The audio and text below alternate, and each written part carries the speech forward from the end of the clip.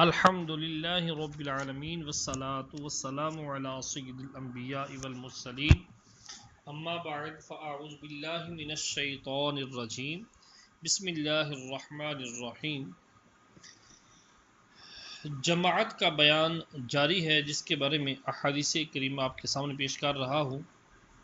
بہار شریعت صفحہ نمبر 580 پر حدیث نمبر 28، مسلم و ابو داود و نسائی و ابن ماجہ جابر بن سامورہ رضی اللہ تعالی عنہ سے راوی کہ حضور صلی اللہ علیہ وآلہ وسلم فرماتے ہیں، کیوں نہیں اس طرح صفیں باندھتے ہو جیسے ملائکہ اپنے رب کے حضور باندھتے ہیں۔ عرض کی، یا رسول اللہ عز و جل و صلی اللہ تعالی علیہ وآلہ وسلم، کس طرح ملائکہ اپنے رب کے حضور صفیں باندھتے ہیں؟ فرمایا، اگلی صفیں پوری کرتے ہیں اور صف میں مل کر کھڑے ہوتے ہیں۔ تو اس سے مسئلہ پر پتہ چل گیا کہ جب تک اگلی صف پوری نہ ہو جائے جان بوجھ کر پیچھے نماز شروع کر دینا جائز نہیں۔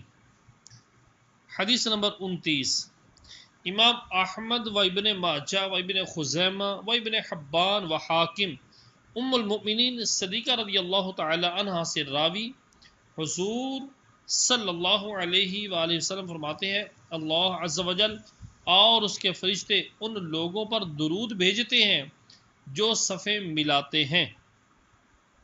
حدیث نمبر 30، ابن ماجہ ام المؤمنین صدیقہ رضی اللہ تعالی عنہ سے راوی کے فرماتے ہیں، جو کشادگی کو بند کرے اللہ تعالی اس کا درجہ بلند فرمائے گا۔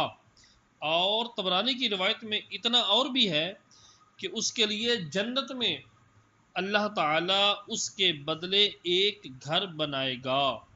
حدیث نمبر 31، سنن ابو داود و نسائی و صحیح ابن خزیمہ میں برا بن عازب رضی اللہ تعالی عنہ سے روایت ہے کہ رسول اللہ صلی اللہ تعالی علیہ وآلہ وسلم صف کے ایک کنارے سے دوسرے کنارے تک جاتے اور ہمیشہ مونڈے یا سینے پر ہاتھ پھیرتے اور فرماتے، مختلف کھڑے نہ ہو کہ تمہارے دل مختلف ہو جائیں گے۔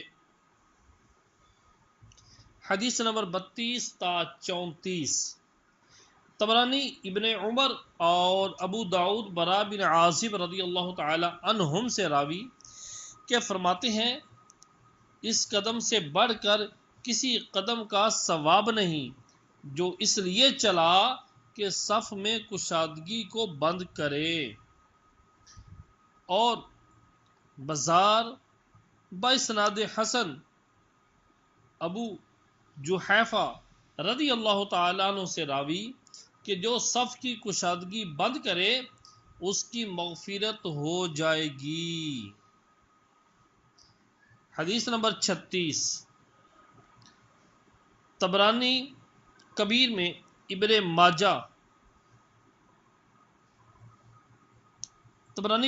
ابن عباس رضی اللہ تعالی عنہما سے راوی کہ حضور صلی اللہ تعالی علیہ وآلہ وسلم حدیث نمبر 35، ابو داود و ابن ماجہ باسناد حسن ام المؤمنین صدیقہ رضی اللہ تعالی عنہا سے راوی کہ فرماتے ہیں، اللہ عز و جل اور اس کے فرشتے صف کے داہنے والوں پر درود بھیجتے ہیں۔ حدیث نمبر 36، طبرانی کبیر میں ابن عباس رضی اللہ تعالی عنہما سے راوی کہ حضور صلی اللہ تعالی علیہ وآلہ وسلم فرماتے ہیں، جو مسجد کی بائیں جانب کو اس لیے آباد کرے کہ ادھر لوگ کم ہیں اسے دگنا ثواب ہے۔ سبحان اللہ۔ حدیث نمبر 37، مسلم و ابو داود و ترمذی و نسائی ابو ہریرہ رضی اللہ تعالی عنہ سے راوی کہ فرماتے ہیں، صلی اللہ تعالی علیہ وآلہ وسلم، مردوں کی صف سب صفوں میں بہتر پہلی صف ہے۔ مردوں کی جو صف ہے سب صفوں میں بہتر پہلی صف ہے اور سب میں کم تر پچھلی، اور عورتوں کی سب صفوں میں بہتر پچھلی ہے اور کم تر پہلی۔ حدیث نمبر 38 و 39، ابو داود و ابن خزیمہ و ابن حبان ام المؤمنین صدیقہ رضی اللہ تعالی عنہا سے، اور مسلم و ابو داود و نسائی و ابن ماجہ ابو سعید خدری رضی اللہ تعالی عنہما سے راوی کہ فرماتے ہیں صلی اللہ تعالی علیہ وآلہ وسلم، ہمیشہ صف اول سے لوگ پیچھے ہوتے رہیں گے، یوں ہمیشہ صف اول سے لوگ پیچھے ہوتے رہیں گے یہاں تک کہ اللہ تعالیٰ انہیں اپنی رحمت سے مؤخر کر کے نار میں داخل دے گا۔ حدیث نمبر 40، ابو داؤد انس رضی اللہ تعالیٰ عنہ سے راوی فرماتے ہیں، صف مقدم کو پورا کرو، پھر اس کو جو اس کے بعد ہو، اگر کچھ کمی ہو تو پچھلی میں ہو۔ حدیث نمبر 41، ابو داؤد عبداللہ بن مسعود رضی اللہ تعالی عنہ سے راوی کہ فرماتے ہیں صلی اللہ تعالی علیہ وآلہ وسلم، عورت کا دالان میں نماز پڑھنا صحن میں پڑھنے سے بہتر ہے اور کوٹھری میں دالان سے بہتر ہے۔ حدیث نمبر 42، ترمذی و ابو موسیٰ اشعری رضی اللہ تعالیٰ عنہ سے راوی ہیں کہ فرماتے ہیں صلی اللہ تعالی علیہ وآلہ وسلم، ہر آنکھ زنا کرنے والی ہے، یعنی جو اجنبی کی طرف نظر کرے، اور بے شک عورت عطر لگا کر مجلس میں جائے تو ایسی اور ایسی ہے، یعنی زانیہ ہے۔ ابو داؤد و نسائی میں بھی اسی حدیث کے مثل ہے۔ حدیث نمبر 43، صحیح مسلم میں عبداللہ بن مسعود رضی اللہ تعالی عنہ سے مروی کہ حضور صلی اللہ علیہ وآلہ وسلم فرماتے ہیں، تم میں سے عقل مند لوگ میرے قریب ہوں، پھر وہ جو ان کے قریب ہوں، اسے 3 بار فرمایا، اور بازاروں کی چیخ پکار سے بچو۔ صلو علی الحبیب صلی اللہ تعالی علیہ وآلہ وسلم۔ یہاں سے جماعت کے مسائل کا بیان ہوگا۔ توجہ طلب بات ہے کہ جماعت کے مسائل ہر مسلمان پر عاقل بالغ پر سیکھنا، سننا، سمجھنا ضروری ہے، اور ان کو یاد کر کے ان پر عمل کرنا بھی واجب و ضروری ہے۔ احکام فقیہ، عاقل بالغ حر یعنی آزاد قادر پر، قادر سے جو جا سکتا ہو، جماعت واجب ہے۔ بلا عذر ایک بار بھی چھوڑنے والا گناہگار اور مستحق سزا ہے، اور کئی بار ترک کرے تو فاسق مردود الشہادہ ہے، فاسق ہے اور اس کی شہادت رد کی ہوئی ہے، اس کی گواہی قبول نہیں، اور اس کو سخت سزا دی جائے گی۔ اگر پڑوسیوں نے سکوت کیا تو وہ بھی گناہگار ہوئے۔ مسئلہ نمبر 1، جمعہ و عیدین میں جماعت شرط ہے، اور تراویح میں سنت کفایہ کہ محلے کے سب لوگوں نے ترک کی تو سب نے برا کیا، اور کچھ لوگوں نے قائم کر لی تو باقیوں کے سر سے جماعت ساقط ہو گئی۔ اور رمضان کے وتر میں مستحب ہے جماعت، نوافل اور علاوہ رمضان کے وتر میں اگر تداعی کے طور پر ہو تو مکروہ ہے، یعنی رمضان کے علاوہ اگر لوگوں آؤ وتر پڑھیں، اس طرح کر کے اکٹھے کر کے وتر پڑھنا، اس کو مکروہ فقہا نے قرار دیا ہے۔ تداعی کے یہ معنی ہے کہ 3 سے زیادہ مقتدی ہوں تو مکروہ ہے۔ سورج گہن میں جماعت سنت ہے، اور چاند گہن میں تداعی کے طور پر مکروہ ہے۔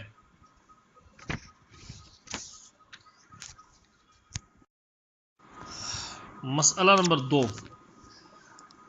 جماعت میں مشغول ہونا کہ اس کی کوئی رکعت فوت نہ ہو، وضو میں 3 بار اعضاء دھونے سے بہتر ہے۔ اور 3 بار آزاد ہونا تکبیر اولا پانے سے بہتر، یعنی اگر وضو میں 3 بار آزاد ہوتا ہے تو رکعت جاتی رہے گی، تو افضل یہ ہے کہ 3 بار نہ دھوئے اور رکعت نہ جانے دے، اور اگر جانتا ہے کہ رکعت تو مل جائے گی مگر تکبیر اولا نہ ملے گی تو 3 بار دھوئے۔ مسئلہ نمبر 3، مسجد محلہ میں جس کے لیے امام مقرر ہو، امام محلہ نے اذان و اقامت کے ساتھ بطریق مسنون سنت کے طریقے کے مطابق جماعت پڑھ لی ہو تو اذان و اقامت کے ساتھ حیت اولا پر دوبارہ جماعت کرنا مکروہ ہے، یعنی جس طرح محلے کے اندر امام صاحب نے اگر جماعت کروا دی ہے سنت مستحبہ کے مطابق جو ٹائم ہے نماز کا کروا دی ہے، اب اگر دوبارہ اسی جگہ پہ کھڑا ہو کر دوبارہ امام کوئی اور آ کر اسی جگہ پر نماز پڑھائے گا، امامت کرے گا، تو یہ مکروہ ہے اسی جگہ پہ۔ اور اگر بے اذان جماعت ثانیہ ہوئی تو حرج نہیں، جبکہ محراب سے ہٹ کر ہو، دائیں بائیں ہو جائیں۔ اور اگر پہلی جماعت بغیر اذان ہوئی یا آہستہ اذان ہوئی یا غیروں نے جماعت قائم کی تو پھر جماعت قائم کی جائے، اور یہ جماعت ثانیہ نہ ہوگی، حیات بدلنے کے لیے امام کا محراب سے دائیں یا بائیں ہٹ کر کھڑا ہونا کافی ہے، یعنی جب دوسری جماعت کروانی ہے تو حیات بدلنے کا مطلب یہ ہے کہ محراب سے دائیں بائیں ہو کر جماعت کروائی جائے۔ شارع عام کی مسجد میں، یعنی عام سڑک کے اوپر یا روڈوں پر اڈے کے اوپر جو مساجد ہیں ان کی بات کرنے لگے ہیں، شارع عام کی مسجد جس میں لوگ جوق در جوق آتے اور پڑھ کر چلے جاتے ہیں، یعنی اس کے نمازی مقرر نہ ہوں، اس میں اگرچہ اذان و اقامت کے ساتھ جماعت ثانیہ قائم کی جائے تو حرج نہیں، وہاں پر جگہ تبدیل کرنے کی بھی ضرورت نہیں، بلکہ یہی افضل ہے کہ جو گروہ آئے نئی اذان و اقامت سے جماعت کرے، یوں ہی اسٹیشن و سرائے کی مسجدیں۔ مسئلہ نمبر 4، جس کی جماعت جاتی رہی اس پر یہ واجب نہیں کہ دوسری مسجد میں جماعت تلاش کر کے پڑھے، ہاں مستحب ہے، البتہ جس کی مسجد حرم شریف کی جماعت فوت ہوئی اس پر مستحب بھی نہیں کہ دوسری جگہ تلاش کرے اور جا کر پڑھے۔ مسئلہ نمبر 5، نمبر 1، مریض جسے مسجد تک جانے میں مشقت ہو، نمبر 2، اپاہج، نمبر 3، جس کا پاؤں کٹ گیا ہو، نمبر 4، جس پر فالج گرا ہو، نمبر 5، اتنا بوڑھا کہ مسجد تک جانے سے عاجز ہے، نمبر 6، اندھا، اگرچہ اندھے کے لیے کوئی ایسا ہو جو ہاتھ پکڑ کر مسجد تک پہنچا دے، نمبر 7، سخت بارش اور شدید کیچڑ کا حائل ہونا، نمبر 9، سخت سردی، نمبر 10، سخت تاریکی، نمبر 11، آندھی، نمبر 12، مال یا کھانے کے تلف ضائع ہونے کا اندیشہ، نمبر 13، قرض خواہ کا خوف ہے اور یہ تنگ دست ہے، نمبر 14، ظالم کا خوف، نمبر 15، پاخانہ، نمبر 16، پیشاب، نمبر 17، ریاح کی حاجت شدیدہ ہوا کی، نمبر 18، کھانا حاضر ہے اور نفس کو اس کی خواہش ہو، نمبر 19، قافلہ چلے جانے کا اندیشہ ہے، نمبر 20، مریض کی تیمارداری کہ جماعت کے لیے جانے سے اس کو تکلیف ہوگی اور گھبرائے گا، یہ سب ترک جماعت کے لیے عذر ہے۔ مسئلہ نمبر 6، عورتوں کو کسی نماز میں جماعت کی حاضری جائز نہیں، دن کی نماز ہو یا رات کی، جمعہ ہو یا عیدین، خواہ وہ جوان ہوں یا بڑھیا، یوں ہی وعظ کی مجالس میں بھی جانا ناجائز ہے بے پردہ ہو کر. اگر با پردہ محفل میں عورتوں کی محفل میں جاتی ہیں با پردہ ہو کر تو جانا جائز ہے. مسئلہ نمبر 7. جس گھر میں عورتیں ہی عورتیں ہوں اس میں مرد کو ان کی امامت جائز نہیں. ہاں اگر ان عورتوں میں اس کی نسبی محارم ہوں، نسبی محارم یعنی جن سے نکاح ہمیشہ کے لیے حرام ہوتا ہے، نسبی محارم بہن، ماں یا بی بی یا وہاں کوئی مرد بھی ہو تو پھر ناجائز نہیں. مسئلہ نمبر 8. اکیلا مقتدی مرد اگرچہ لڑکا ہو امام کی برابر داہنی جانب کھڑا ہو، بائیں طرف یا پیچھے کھڑا ہونا مکروہ ہے. دو مقتدی ہوں تو پیچھے کھڑے ہوں، برابر کھڑا ہونا مکروہ تنزیہی ہے. دو سے زائد کا امام کی برابر کھڑا ہونا مکروہ تحریمی ہے. یعنی دو سے زائد ہوں تو ان کو پیچھے ہی صف بنانی چاہیے، امام کے ساتھ کھڑا ہونا مکروہ تحریمی ہے. نمبر 9.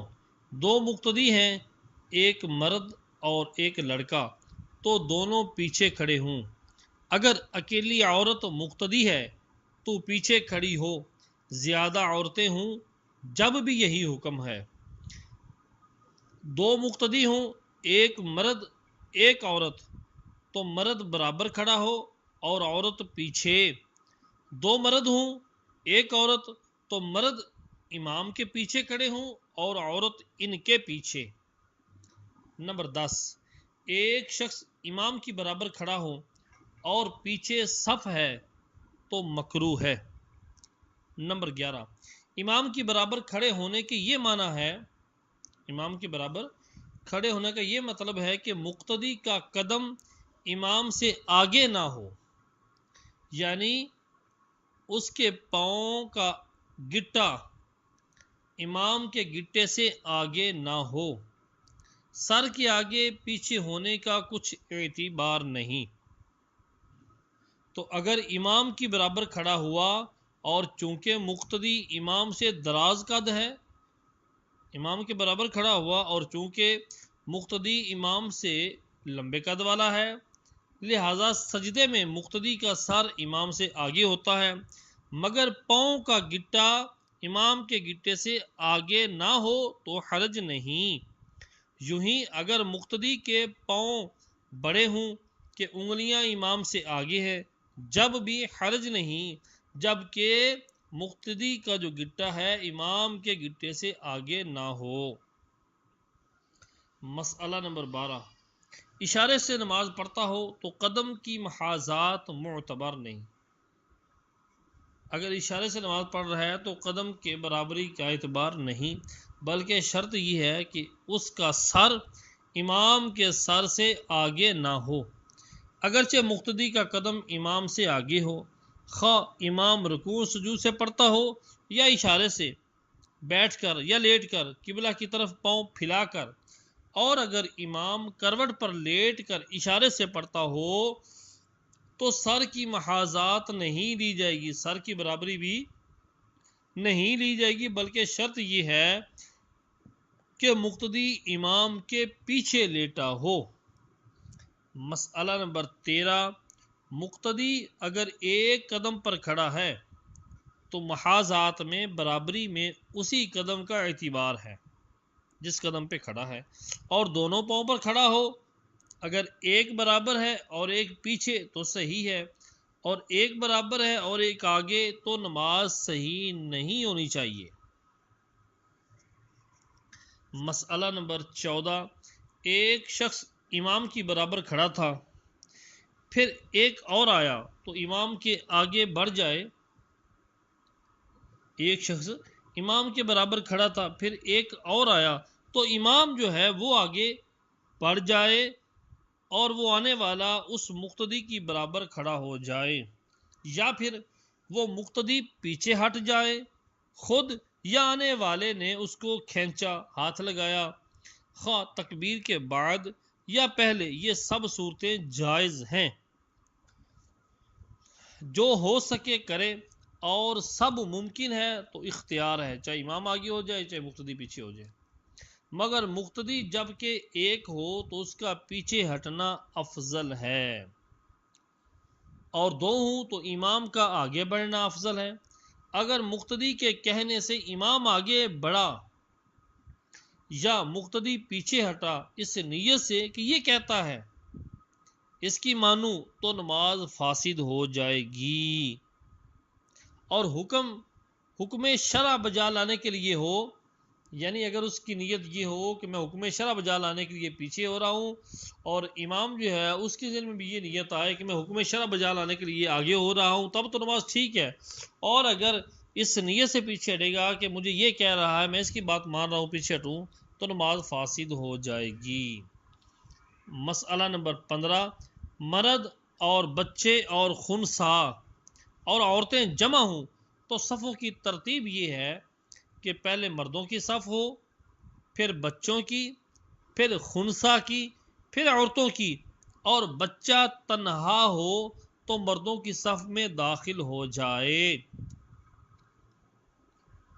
مسئلہ نمبر 16، صفیں مل کر کھڑی ہوں کہ بیچ میں کشادگی نہ رہ جائے اور سب کے مونڈے برابر ہوں۔ مسئلہ نمبر 17، امام کو چاہیے کہ وسط میں کھڑا ہو، درمیان میں، اگر داہنی یا بائیں جانب کھڑا ہوا تو خلاف سنت کیا ہے۔ نمبر 18، مردوں کی پہلی صف کے امام سے قریب ہے، دوسری سے افضل ہے، اور دوسری تیسری سے افضل، وعلی ھذا القیاس، اسی طرح تیسری چوتھی پانچویں سے افضل۔ مقتدی کے لیے افضل جگہ یہ ہے کہ امام سے قریب ہو اور دونوں طرف برابر ہوں، تو داہنی طرف افضل ہے۔ نمبر 19، صف مقدم کا افضل ہونا غیر جنازہ میں ہے، اور جنازہ میں آخر صف کا افضل ہونا چاہیے، یعنی نماز کی جو صفوف ہیں ان میں سے فرض نماز جو ہیں ان کے اندر پہلی صف کا زیادہ ثواب ہے، اور جنازے کے اندر آخری صف کا زیادہ ثواب ہے۔ مسئلہ نمبر 20، امام کو ستونوں کے درمیان کھڑا ہونا مکروہ ہے۔ نمبر 21، پہلی صف میں جگہ ہو اور پچھلی صف بھر گئی ہو تو اس پچھلی صف کو چیر کر جائے اور اس خالی جگہ میں کھڑا ہو۔ اس کے لیے حدیث میں فرمایا کہ جو صف میں کشادگی دے کر اسے بند کر دے اس کے لیے مغفرت ہو جائے گی، اور یہ وہاں ہے جہاں فتنہ فساد کا احتمال نہ ہو۔ مسئلہ نمبر 22، صحن مسجد میں جگہ ہوتے ہوئے بالا خانہ پر اقتداء کرنا مکروہ ہے، یعنی نیچے مسجد کے صحن کے اندر جگہ ہے، صف بن سکتی ہے، پھر اس کو چھوڑ کر پیچھے اوپر جو ہے بالا خانہ پہ چلے جانا اقتداء کرنے کے لیے مکروہ ہے۔ یوں ہی صف میں جگہ ہوتے ہوئے صف کے پیچھے کھڑا ہونا ممنوع ہے، منع ہے۔ مسئلہ نمبر 23، عورت اگر مرد کے محاذی ہو، برابر ہو، تو مرد کی نماز جاتی رہے گی، اس کے لیے چند شرطیں ہیں۔ نمبر 1، عورت مشتہات ہو، یعنی اس قابل ہو کہ اس سے جماع ہو سکے۔ یہ جو اوپر بیان کیا مسئلہ نمبر 23 کہ عورت اگر مرد کے برابر کھڑی ہو جائے تو مرد کی نماز فاسد ہو جائے گی، اس کے لیے چند شرطیں ہیں۔ پہلی شرط یہ بیان کی جا رہی ہے کہ عورت جو کھڑی ہوگی وہ مشتہات ہو، یعنی اس قابل ہو کہ اس سے جماع ہو سکے، اگرچہ وہ عورت نابالغ ہو، اور مشتہات میں سن کا اعتبار نہیں، عمر کا اعتبار نہیں، 9 برس کی ہو یا اس سے کچھ کم کی، جبکہ اس کا جثہ اس قابل ہو، اور اگر اس قابل نہیں تو نماز فاسد نہ ہوگی۔ اگرچہ نماز پڑھنا جانتی ہو، بڑھیا بھی اس مسئلہ میں مجتہد ہے۔ وہ عورت اگر اس کی زوجہ ہو یا محارم میں ہو، جب بھی نماز فاسد ہو جائے گی۔ نمبر 2، کوئی چیز انگلی برابر موٹی اور ایک ہاتھ اونچی حائل نہ ہو، درمیان میں نہ کھڑی ہو، عورت اور مرد کے بیچ میں، نہ دونوں کے درمیان اتنی جگہ خالی ہو کہ ایک مرد کھڑا ہو سکے، نہ عورت اتنی بلند ہو کہ مرد کا کوئی عضو اس کے کسی عضو کے برابر نہ ہو۔ نمبر 3، رکوع سجود والی نماز میں یہ محاذات واقع ہو، یہ برابری رکوع سجود والی نماز میں واقع ہو۔ اگر نماز جنازہ میں محاذات ہوئی تو نماز فاسد نہ ہوئی۔ شرط نمبر 4، وہ نماز دونوں میں تحریمتاً مشترک ہو، یعنی عورت نے اس کی اقتداء کی ہو یا دونوں نے کسی امام کی، یعنی عورت نے اس کی اقتداء کی اسی مرد کی، یا اس عورت اور اس مرد نے دونوں نے مل کر کسی امام کی اقتداء کی، اگرچہ شروع سے شرکت نہ ہو۔ تو اگر دونوں اپنی اپنی پڑھتے ہوں، عورت اپنی پڑھ رہی ہے، مرد اپنی پڑھ رہا ہے، تو فاسد نہ ہوگی، مکروہ ہوگی۔